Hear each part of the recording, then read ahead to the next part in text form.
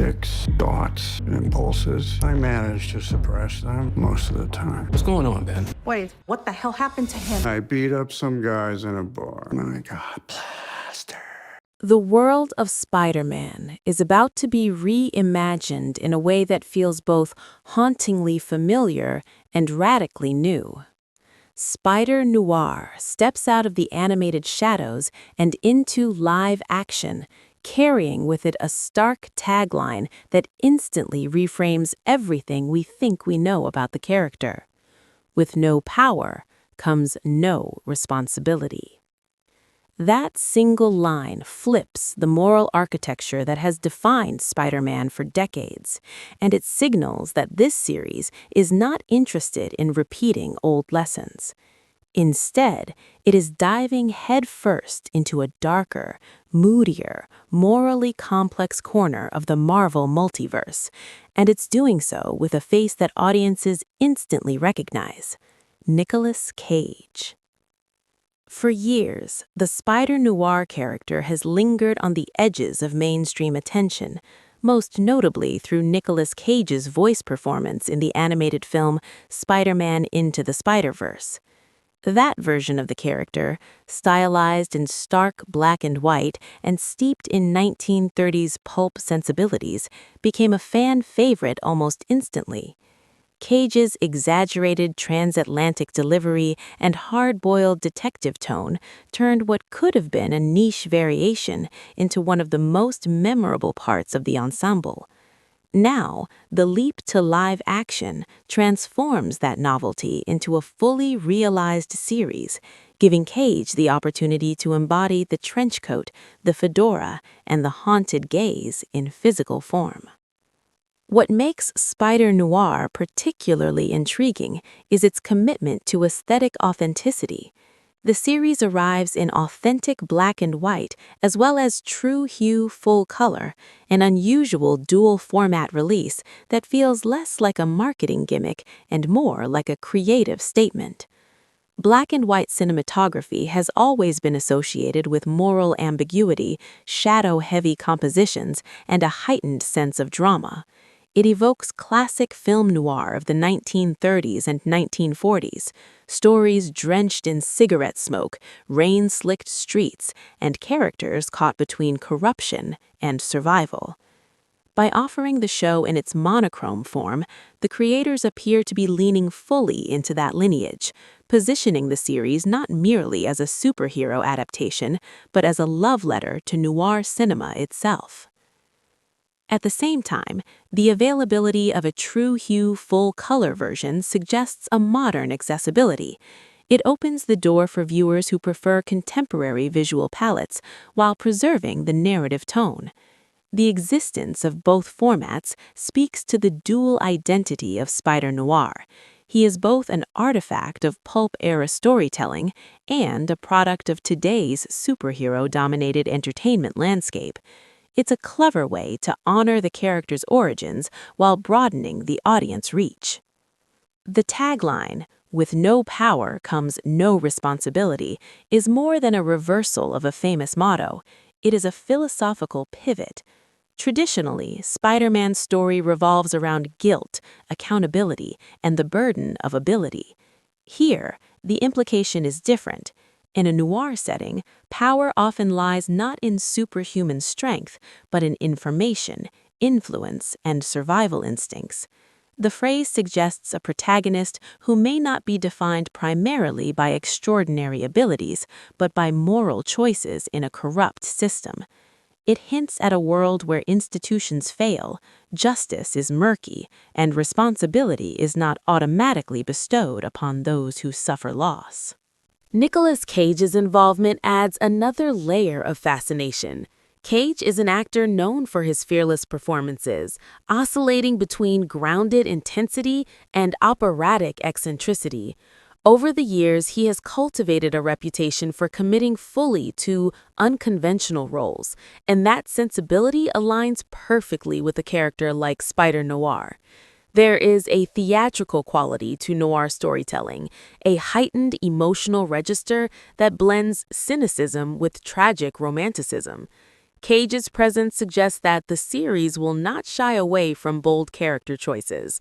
Instead of aiming for restrained minimalism, it may embrace the stylized cadence of classic detective dramas. The timing of the release, arriving May 27 on Prime, places Spider-Noir squarely in a competitive streaming landscape.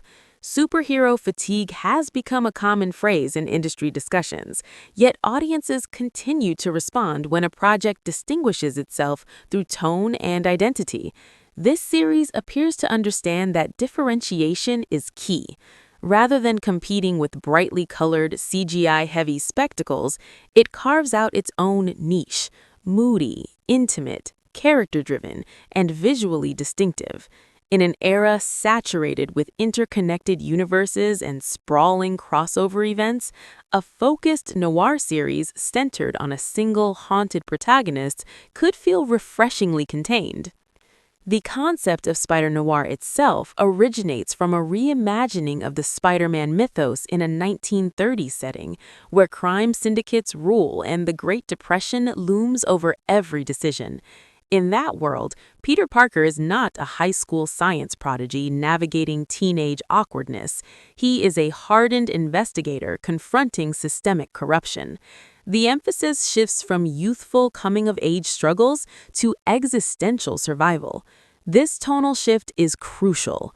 Noir storytelling thrives on internal conflict. The hero is rarely pure, often compromised, and perpetually wrestling with doubt. Bringing that sensibility into live action invites deeper psychological exploration than many superhero adaptations attempt. The black and white format in particular allows for visual storytelling that relies on contrast rather than spectacle. Shadows become characters, light becomes symbolic. The absence of color forces attention onto texture, rain against pavement, the lines on a face, the gleam of a street lamp cutting through darkness. In such an environment, action sequences are not just kinetic displays, but dramatic set pieces shaped by atmosphere. A punch thrown in silhouette carries a different emotional weight than one framed by bright explosions. If executed with care, this aesthetic choice could elevate the series beyond genre expectations. There is also a cultural resonance to revisiting noir in contemporary times. The original noir films emerged during periods of social anxiety and uncertainty. They reflected fears about crime, economic instability, and moral decay. Today's audiences grapple with their own complexities: political tension, technological surveillance, shifting social norms. A noir-infused superhero story has the potential to channel those undercurrents through allegory. Spider-Noir navigating a corrupt cityscape could mirror modern concerns about power structures and personal agency. The involvement of Prime as the streaming platform indicates a commitment to production scale. Prime has increasingly invested in ambitious genre projects, seeking to establish its identity in the competitive streaming wars. Hosting a live-action Spider-Noir series suggests confidence in its ability to attract both comic book enthusiasts and cinephiles drawn to stylized drama.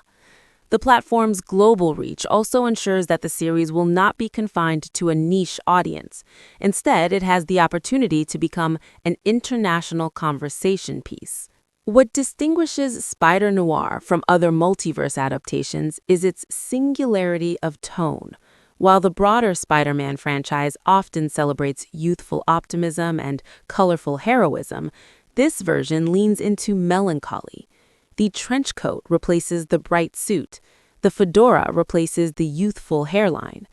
Dialogue is likely to carry the rhythm of hard-boiled narration, filled with metaphor and world weariness. Even the tagline suggests disillusionment rather than inspiration. It positions the character not as a symbol of hope, but as a survivor in a morally compromised world. Nicolas Cage's transition from voice actor in animation to full live-action embodiment represents a rare continuity across mediums. Audiences who appreciated his animated portrayal may find satisfaction in seeing that interpretation expanded rather than replaced. There's a sense of artistic consistency in allowing the same performer to shape the character's evolution. It also underscores the idea that Spider-Noir has always been distinct within the Spider-Verse ensemble. He was not a throwaway cameo, but a concept with standalone potential. The dual format presentation raises fascinating questions about viewer experience. Watching the series in black and white may feel like stepping into an alternate era, enhancing immersion in the noir aesthetic. Viewing it in full color might reveal production design details, costumes, set textures, subtle visual cues that monochrome masks. Offering both versions empowers audiences to choose how they engage with the narrative.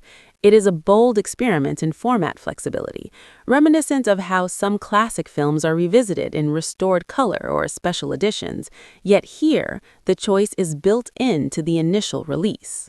As anticipation builds toward May 27th, discussions around Spider-Noir increasingly center on its thematic inversion of Spider-Man's core philosophy.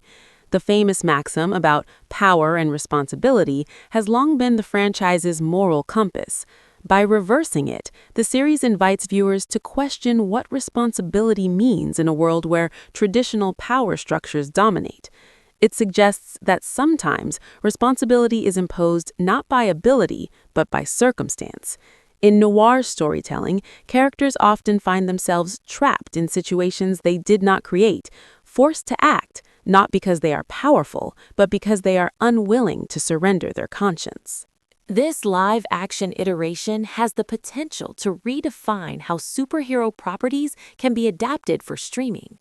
Rather than chasing scale for its own sake, it appears to prioritize mood and character.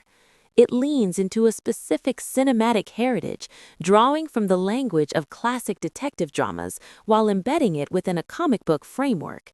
If successful, it could open the door for other genre hybrids that take familiar icons and place them in stylistically rigorous contexts.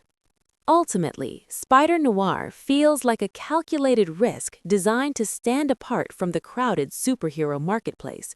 It embraces nostalgia without being trapped by it. It leverages Nicolas Cage's distinctive presence to anchor its tone. It experiments with visual presentation in a way that respects film history.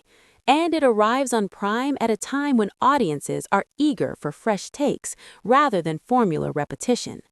The tagline lingers in the mind long after it is spoken, challenging viewers to reconsider what defines a hero. In a city drenched in shadow, where morality blurs and survival is uncertain, Spider-Noir steps forward, not as a brightly lit savior, but as a figure carved from darkness, navigating a world where responsibility is not granted by power, but forged through choice.